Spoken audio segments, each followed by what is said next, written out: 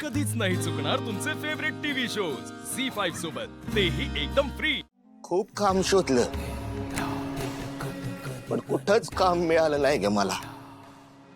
देवाचं काम, हे मोठं काम, आयुष्यभर हेच मानत आलो, त्यामुळं दुसरं काम मी मला करता येईना।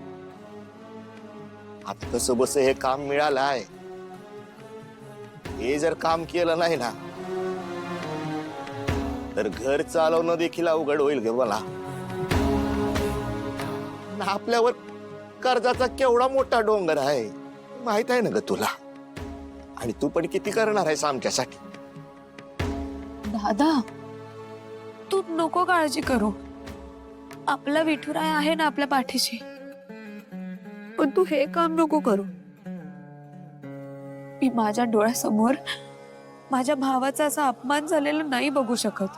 हे माझा अपमान नाहीये ग साऊ, माझ्यावर आलेल्या परिस्थितीचा अपमान, मी केलेल्या चुकांचा अपमान आहे। आणि काय ग, कोणतं बी काम छोट किंवा मोठं नसतं, हेच संस्कार केलेत ना आई बाबांनी आपल्यावर। आणि ऐक, एक गोष्ट कर, मी या घरात नोकर म्हणून काम करतोय हे आई बाबांना कळू देऊ नकोस। त्यांना मी सांगितलंय की मला मोठी नोकरी मिळाली आहे,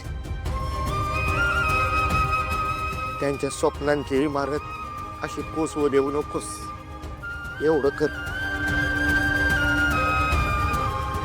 सगळे तुम्ही या घरचे नोकर? नाही, मी हे नाही होऊ देणार। अमृता वहिनी, अमृता वहिनी, या कामाची मला खूप गरज आहे बघा। स्वाभिमानानं आणि कष्टानं पैसा कमवायचा आता मला, कृपा करून माझ्या हातून हे काम जाऊ देऊ नका।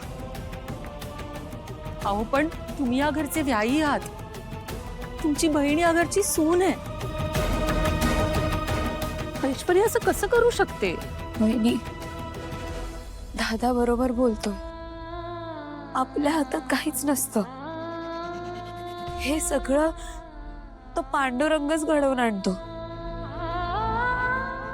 आणि दादा म्हणतोय ना तसंच करू द्या त्याला, तुम्ही काहीच करू नका। मला विश्वास आहे या सगळ्यातून नक्कीच काहीतरी चांगलं घडेल।